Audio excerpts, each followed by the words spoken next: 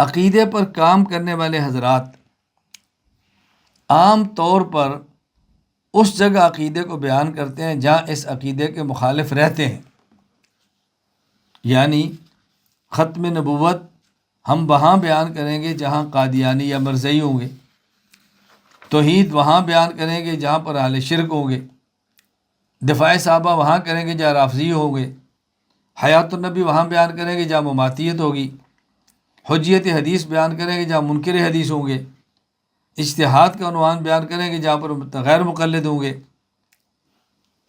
ہم عام طور پہ ایسا طرز اختیار کرتے ہیں کہ جہاں اس عقیدے کا مخالف ہو وہاں بیان کرتے ہیں، نہیں، جہاں اس عقیدے کا مخالف ہے وہاں تو کریں، لیکن جہاں اس عقیدے کا موافق ہے وہاں بھی کریں۔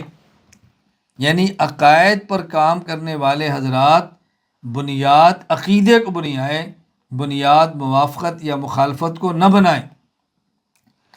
اگر پوری زمین خدا نہ کرے مشرکین سے بھر جائے، ایک بھی موحد نہ ہو، ہم تب بھی عقیدہ توحید بیان کریں گے، اور اللہ کرے پوری زمین عقیدہ توحید والوں سے بھر جائے، زمین پر ایک بھی مشرک نہ ہو، ہم تب بھی عقیدہ توحید بیان کریں گے۔ اگر یہ کرۂ ارض خدا نہ کرے منکرین ختم نبوت سے بھر جائے، ہم تب بھی عقیدہ ختم نبوت بیان کریں گے، اور اگر پوری زمین پر تلاش کرنے سے ایک بھی منکر ختم نبوت نظر نہ آئے، ہم تب بھی عقیدہ ختم نبوت بیان کریں گے۔ اگر یہ پوری زمین صحابہ کرام رضی اللہ عنہم اجمعین کے دشمنان سے بھر جائے، اہل بیت کے بغض رکھنے والوں سے بھر جائے، ہم تب بھی صحابہ اور اہل بیت کا تذکرہ کریں گے۔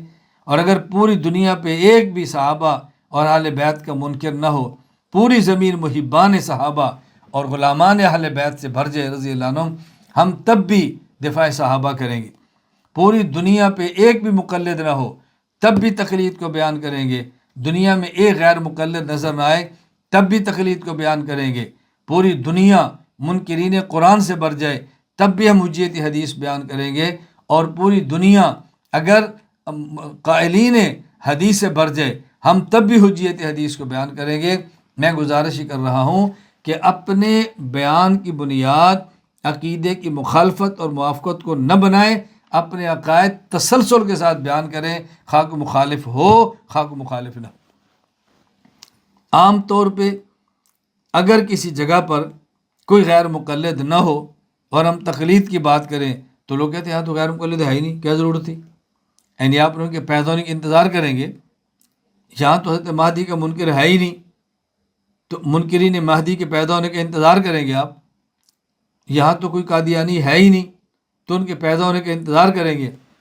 میں اس لیے گزارش کر رہا ہوں، عقائد پر کام کرنے والے حضرات یہ میری نصیحت پلے باندھ لیں کہ ہم نے عقیدے کا بیان موافقت یا مخالفت پر نہیں کرنا، ہم نے مکمل قرآن کریم، مکمل احادیث، مکمل اجماع سے جو جو عقائد ثابت ہیں ہم نے سارے بیان کرنے ہیں، خواہ موافق ہو خواہ کوئی مخالف ہو۔ جب اس کا اہتمام کریں گے تو پھر آپ کے مخالفین پیدا نہیں ہوں گے، اور جو پہلے سے موجود ہیں وہ رفتہ رفتہ دب جائیں گے۔ یہ جتنے لوگ آج آپ دیکھتے ہیں نا، فلاں پھسل گیا، فلاں پھسل گیا، فلاں بدک گیا، فلاں ادھر ہو گیا، فلاں ادھر ہو گیا، یہ کیوں ہے؟ ہم نے اپنی مساجد میں اپنے عقائد کو بیان نہیں کیا۔ اگر اپنی مساجد، اپنے اداروں، اپنے مراکز میں اپنے عقائد کو بیان کیا ہوتا تو آپ بتائیں یہ مخالف کیسے پیدا ہوتے؟ کبھی بھی پیدا نہیں ہوتے۔ میں مدینہ منورہ میں تھا، مجھے ہندوستان کے کچھ علماء ملے اور وہ فرمانے لگے کہ ہم بہت پریشان ہیں کہ ہماری مسجد میں فلاں فتنہ ہے اور میڈیا پر ہے، لوگ اس کی طرف جا رہے ہیں۔ میں نے ان سے گزارش کی، میں تو اس پر پریشان نہیں ہوں۔ مجھے کہتے کیوں؟ میں نے کہا اس لیے کہ میں اپنے ہاں عقائد کو بیان کرتا ہوں۔ آپ اگر اپنی مسجد میں اپنے عقائد، اپنے مسائل کو دلائل کے ساتھ بیان کر رہے ہوتے تو یہ لوگ آج اس میڈیا پہ برساتی مینڈک کی طرح آنے والے لوگوں کے پیچھے کبھی نہ جاتے۔ قصور ہمارا ہے کہ ہم نے بیان نہیں کیا، قصور ہمارا ہے ہم نے عقیدے کو اہمیت نہیں دی، قصور ہمارا ہے ہم نے دلائل کو نہیں سمجھا، قصور ہمارا ہے ہم اپنے عقائد کے بیان کرنے کو شرارت سمجھتے رہے، اور لوگ اس شرارت کی گود میں جا کر بیٹھ گئے، یہ تو ہمارا جرم ہے۔ میں اس لیے علماء کرام کی خدمت میں عرض کیا کرتا ہوں، یہ اپنا ذہن بنا لیں، ہمیشہ اپنے عقائد کو اخلاص، اعتدال، دلائل، تسلسل کے ساتھ بیان کریں۔ میں دیکھتا ہوں کہ آپ کے مسجد میں فتنہ پیدا کیسے ہوتا ہے۔ مجھے ایک عالم فرمانے لگے کہ ہماری مسجد میں بہت سارے ایسے بچے ہیں جو ہمیں چھوڑ کر چلے گئے ہیں، فلاں کو سن رہے ہیں، ادھر جا رہے ہیں۔ میں نے کہا مولانا میں بہت ساری کی بات نہیں کرتا، مجھے کوئی پوری دنیا سے تلاش کر کے 2-4 ایسے دے دیں کہ جو تسلسل کے ساتھ مجھے سنتے ہوں اور پھر اہل حق کو چھوڑ کر کسی اور جگہ چلے گئے ہوں۔ مجھے 2-4 دے دیں جو مجھے تسلسل سنتے ہوں اور مجھے چھوڑا ہو اور اہل حق کو چھوڑ کر کہیں اور چلے گئے ہوں۔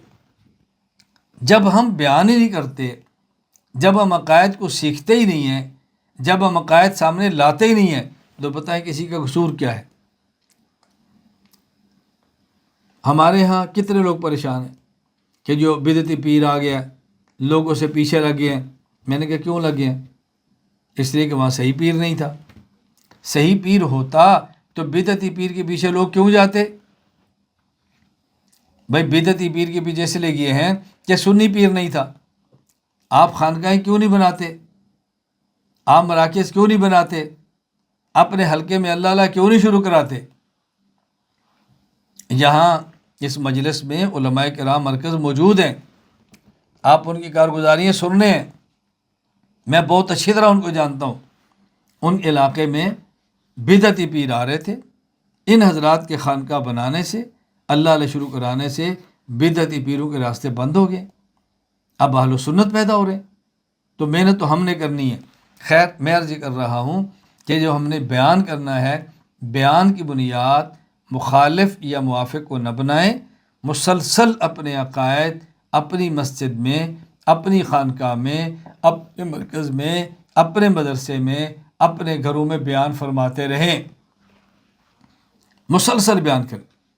آپ دیکھنا پھر کام کیسے ہوتا ہے، اس کو ذہن نشین فرما لیں۔